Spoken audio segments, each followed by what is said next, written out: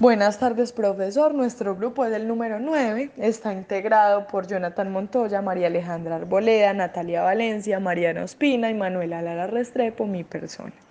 Bueno, nuestra exposición será de la concusión, el cohecho y sus variaciones.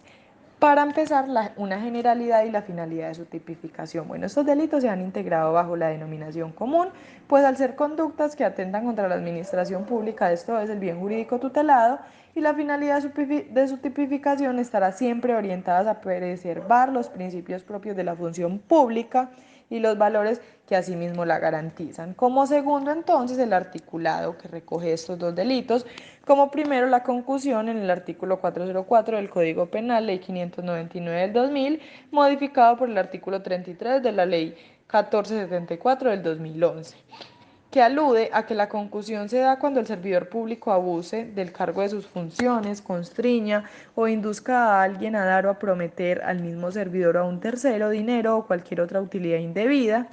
Este incurrirá en prisión de 96 a 180 meses con una multa de 66.66 a 150 salarios mínimos legales mensuales e inhabilitación para ejercicio de sus derechos y funciones públicas de 80 a 144 meses. Entonces, concepto. Este término se relaciona directamente con la exacción, esto es, la acción de exigir impuestos, multas o prestaciones arbitrariamente que lleva a cabo el funcionario público en provecho propio. Entonces, la concusión como el cohecho harán parte de los delitos que atentan contra la administración pública. Como tercero, hablaremos del cohecho, esto es, entonces el delito que se traduce en una infracción contra la gestión administrativa por parte del servidor público al dejarse llevar por móviles ajenos a su misión pública. El cohecho se encuentra regulado del artículo 405 al 407 y este tiene tres variaciones: el cohecho propio, impropio y el de dar u ofrecer. El propio se da cuando el servidor público que reciba para sí o para otro dinero u otra utilidad o promesa remuneratoria directa o indirectamente para retardar u omitir un acto propio de su cargo o para ejecutar uno contrario a sus deberes oficiales, pues este entonces tendrá una pena contemplada de 5 a 8 años y una multa de 50 a 100 salarios mínimos legales mensuales vigentes e inhabilitación para el ejercicio de derechos y funciones públicas de 5 a 8 años. El segundo sería el cohecho impropio, regulado en el artículo 406 del Código Penal, y es que cuando el servidor público que recibe dinero para sí o para otro u otra utilidad de persona que tenga interés en el asunto sometido a su conocimiento, aquí entonces hay un sujeto activo calificado y implica la ejecución de un acto propio de su cargo, a diferencia en el cohecho propio, que se habla de una omisión o retardo en sus funciones. Este entonces tendrá una pena de prisión de 4 a 7 años y la multa y la inhabilitación de sus derechos y funciones es igual a la del propio, o sea, de 5 a 8 años y la multa de 50 a 100 salarios mínimos legales mensuales vigentes. Y el cohecho de dar u ofrecer está relacionado con las dos anteriores. Entonces, la responsabilidad no deberá caer únicamente sobre el servidor público que acepta o reciba las dádivas, sino también que debe ser castigado la persona que las ofrezca o que las dé, y la prisión para este tipo de cohecho es de 3 a 6 años, no cambiando la multa, que sería de 50 a 100, y la inhabilitación de 5 a 8 años para el ejercicio de sus derechos y funciones públicas. Entonces, a continuación seguirán mis compañeros con las pautas que corresponden a nuestro trabajo. Muchas gracias. Bien, en esta segunda parte vamos a hablar de los elementos comunes al cohecho y la concusión, que sería, en primer lugar, que se trata de conductas pluripersonales pero unisubjetivas, es decir, que involucra a varias personas, pero es uno solo el sujeto quien acciona esa cadena de favores, entre comillas. En segundo lugar, el sujeto activo es el servidor público, el sujeto pasivo es el Estado y el objeto material puede ser dinero, promesas o la utilidad que beneficie al servidor público. Por otro lado, vamos a verificar cuáles son los tipos, las diferentes tipologías, y en primer lugar encontramos el instrumento. Utilizar cualquiera de estos delitos como un delito medio para conseguir un delito fin, que puede ser tráfico de influencias o prevaricato, por ejemplo. También en segundo lugar encontramos a través de intermediarios. Es decir, que entre sobornador y sobornado no hay una relación directa, sino una tercera persona. En el tercer lugar encontramos los reembolsos, que consiste en que a un individuo en particular se le puede beneficiar mediante una acción u omisión, ¿sí? Sobre todo en un ámbito contractual.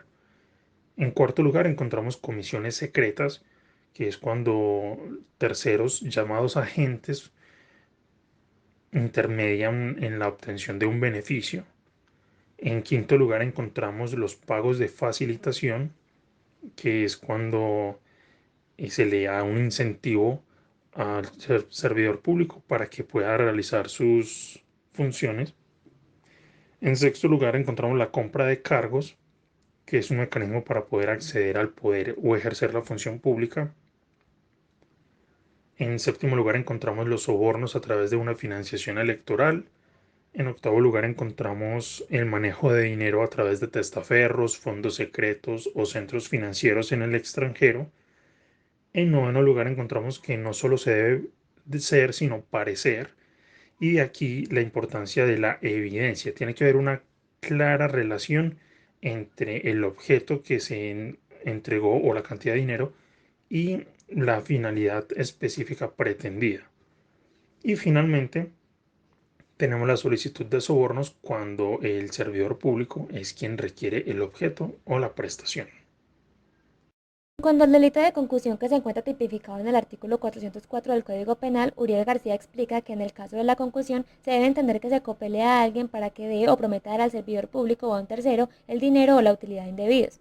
En cuanto a sujeto pasivo, Molina Rubla sostiene que si con la concusión se ofenden varios bienes jurídicos, como son la administración pública en primer término, la libertad en segundo lugar y el patrimonio económico, tendremos que colegir que pueden ser dos los sujetos pasivos en este comportamiento, que serían la administración y el agredido, que por lo general es un particular. José Cancino ha considerado que en la concusión se viola el bien jurídico de la administración, pero en veces y más directamente se menoscaba la propiedad o la libertad. Por otro lado, Alfonso Gómez Méndez y Gómez Pavejao se refieren al objeto jurídico propio de la concusión como algo múltiple, dado que según ellos se protege no solo la administración pública, sino también en forma eventual el patrimonio económico y la autonomía personal.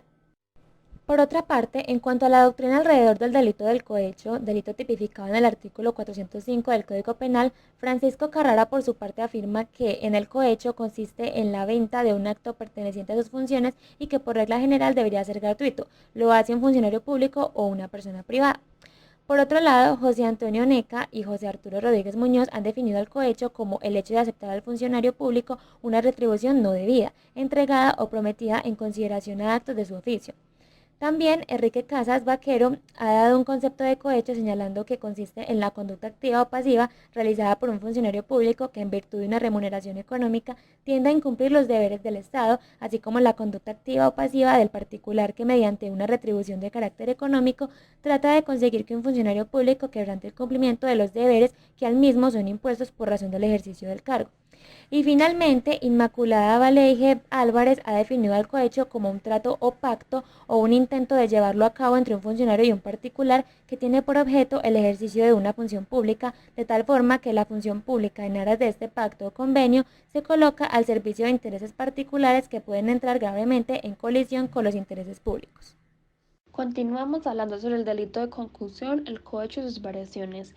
Inicialmente, el Código Penal colombiano definió que se incurre en el delito de concusión cuando un servidor público usa de su cargo o de sus funciones construyendo a alguien para que dé o prometa dar dinero o cualquier otra utilidad al mismo servidor o a un tercero.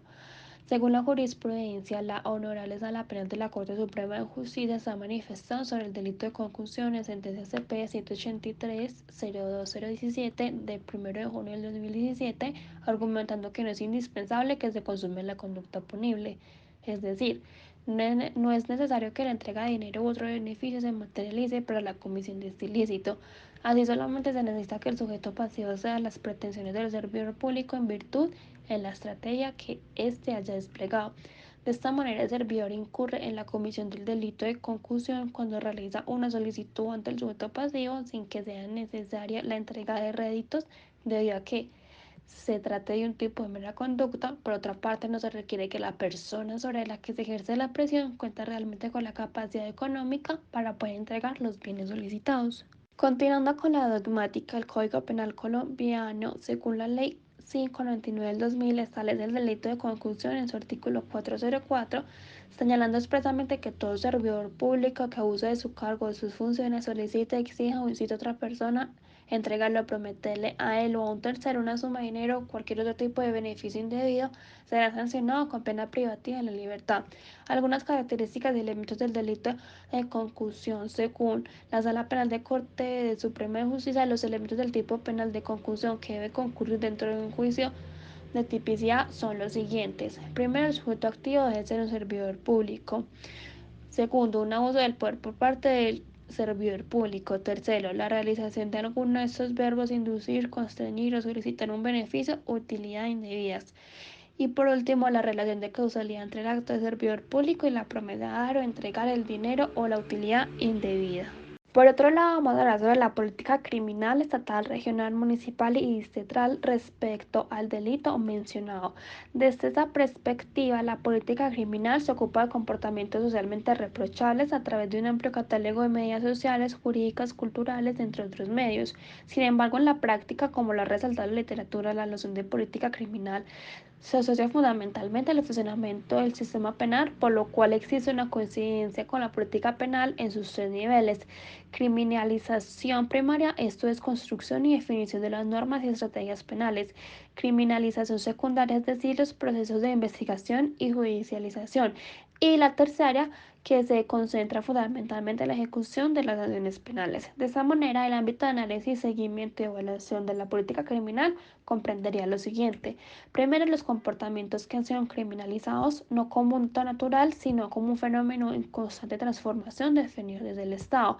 Segundo, la política criminal también debe ocuparse de estudiar aquellos hechos que no se encuentran criminalizados, pero que tienen relevancia en el contexto criminal o deberían ser integrados a este. Y por último, la política criminal debe tener especial interés en desarrollar un análisis de la política para comprender cómo el funcionamiento de este tiene incidencia sobre los fenómenos y sobre el contexto social. Por último, vamos a hablar sobre la política criminal y qué implica que sea una política pública. De esa manera, la política criminal, al estar relacionada con la seguridad y ser una herramienta de justicia, comprende un dominio crítico de la intervención estatal, dadas las áreas de intervención en las cuales convergen diferentes instituciones, niveles de gobierno y actores de diversa naturaleza. La forma como Colombia y Chile enfrentan el problema de corrupción, en donde se ven involucradas personas jurídicas, puesto que su necesidad de análisis, ya que no solo involucran a funcionarios públicos, sino también a miembros de importantes empresas, está encaminada a estudiar la responsabilidad penal en Colombia para las personas jurídicas en delitos de cohecho y concusión, teniendo en cuenta que la corrupción es marcada en los delitos contra la administración pública, ya que por medio de todo esto emerge la necesidad de analizar la legislación de otro país, en donde se sancione penalmente a las personas jurídicas que se beneficien de los actos de corrupción realizados para sus directivos y representables, personas jurídicas en Chile. Todo lo anterior con el fin de aportar en derecho. En el análisis se tendrá en cuenta la Ley 599 del 2000, Código Penal colombiano, artículo 91 de la Ley 906 del 2004, Código de Procedimiento Penal colombiano, la Constitución Política de 1991 de Colombia, Ley 1778 del 2016, por lo cual se dictan normas sobre la responsabilidad penal de las personas jurídicas por los actos de corrupción transaccional. En el mismo sentido, se estudiará la legislación chilena, la Ley número 20393 sobre la responsabilidad de las personas jurídicas en Chile, al igual que el artículo 48 y subsiguientes del Código Penal chileno, Ley número 2561. En el método comparativo, es un método de investigación para hacer una comparación entre la normativa penal chilena y las normas penales colombianas. Al igual que la jurisprudencia y doctrina, estos métodos se desarrollan conforme a los que disponen las siguientes fases. Fases de recolección. La información se recolectará mediante análisis documental, físico, magnético. Fases de análisis y comparación. Consiste en estudiar en detalle la situación jurídica. En este tenemos el cohecho propio, que está regulado en el artículo 405 del Código Penal colombiano, modificado por el artículo 33, la Ley 1474 del 2011, la cual dice que el servidor público que reciba para sí o para otro dinero u otra utilidad o acepte remuneratoriamente, directa o indirectamente, para retardar u omitir un acto propio de su cargo o para ejecutar uno contrario a lo de sus deberes oficiales. Tenemos también el cohecho para dar o ofrecer. En el artículo 407 del Código Penal colombiano, que el que da o ofrezca dinero u otra utilidad a un servidor público en los casos previstos en los dos artículos anteriores, incurrirá en prisión de 3 a 6 años, multa de 50 a 100 salarios mínimos mensuales legales vigentes. En las diferentes clases de cohecho siempre se encontrará que con el sujeto pasivo será el Estado colombiano, quien es el titular del bien jurídico, es decir, la administración pública, y el sujeto activo siempre será un ser humano calificado para la calidad especial de un servidor público, encargado de presentar un servicio público a nombre del Estado colombiano. Tenemos el delito, que se trata de exigir impuestos, multas o prestaciones de manera arbitraria por un funcionario público en beneficio propio, artículo 404, ley modificada por la 1474 del 2011.